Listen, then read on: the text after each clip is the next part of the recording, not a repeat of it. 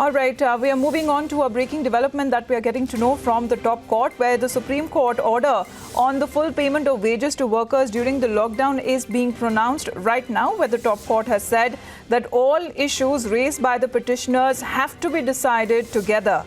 And piecemeal consideration is something that is not needed. What Justice Bhushan has also mentioned, that no coercive action will be taken against employers till the end of July. So those are the latest updates coming in from the top court, as we are getting the updates live on the verdict on the MHA order on the wages, where Justice Bhushan also is saying that these issues that has been raised by the petitioners will have to be decided together, and piecemeal consideration is not needed at this point.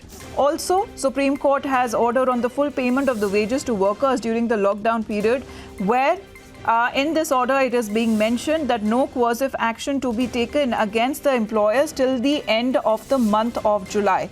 This is the judgment that the top court is pronouncing on a number of petitions that had been filed by several private companies that had challenged the MHA order to make full salary to employees during the 54-day lockdown period in its initial days. Now, this is a batch of petitions that the Supreme Court had heard earlier on the 4th of June, and today it is now pronouncing its verdict. We have Nalini with us, quickly going across to her. Yes, Nalini, over to you for the live updates.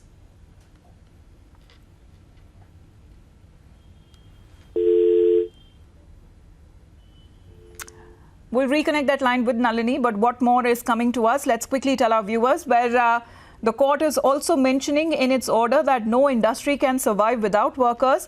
Thus, the employers and the employees need to negotiate and settle amongst themselves. We have Nalini back with us. Yes, Nalini, over to you.